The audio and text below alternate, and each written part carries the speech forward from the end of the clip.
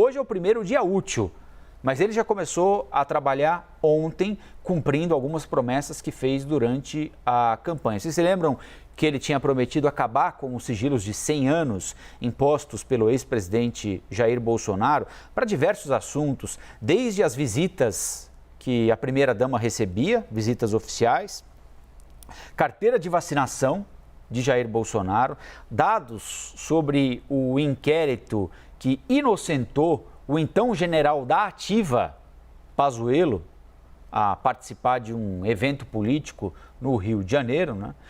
Ele deu 30 dias para que a Controladoria Geral da União se pronuncie a respeito do fim desses sigilos. Mas teve também decisão sobre Bolsa Família, sobre preço de combustíveis, sobre acesso a armas. E o Pedro Nogueira, ao vivo, direto de Brasília, vai dizer para a gente. O primeiro dia útil é hoje, mas os primeiros decretos de Lula 3 já foram assinados ontem, logo depois da posse, não é, Pedro? Bom dia mais uma vez, meu amigo.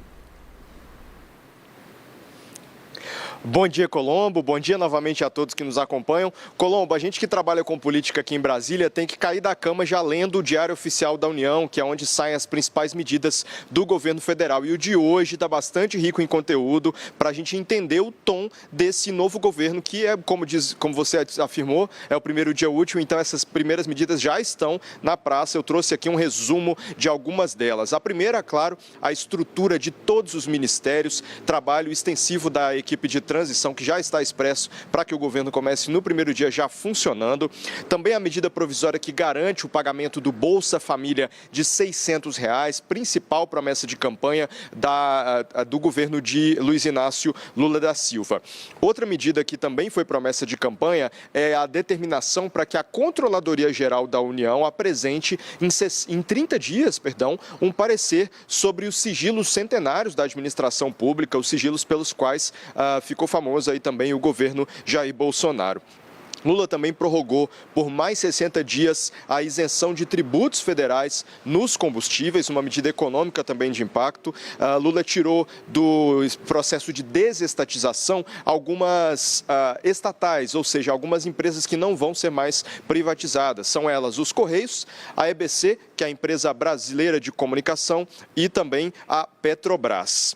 Outra medida relacionada às políticas de Jair Bolsonaro é que o novo governo revogou decretos relacionados às políticas de liberalização das armas. Uma delas, por exemplo, é a redução de acesso às armas e munições. Também foi suspenso o registro de armas de uso restrito para os CACs, que são os colecionadores, atiradores e caçadores.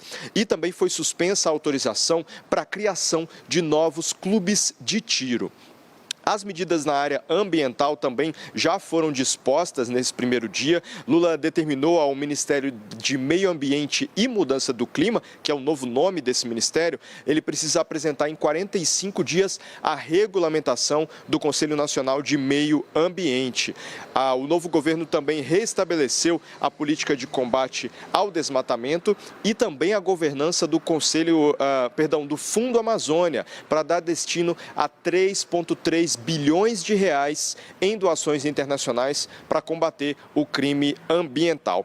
Por fim, uma medida que é bastante característica desses governos do presidente Lula, como foram os últimos anteriores, foi restabelecer a política de participação social. O que é isso, Colombo? É a forma como a sociedade civil interage com o governo federal para fazer ali a avaliação e a produção de políticas públicas por uma série de comitês e conselhos que têm relações com os ministérios. Na estrutura dos ministérios isso também ficou muito claro, viu, Colombo? A maior parte dos ministérios já tem uma estrutura chamada Assessoria de Participação Social e Diversidade, que é justamente para fazer essa conversa com os movimentos sociais e a sociedade civil organizada.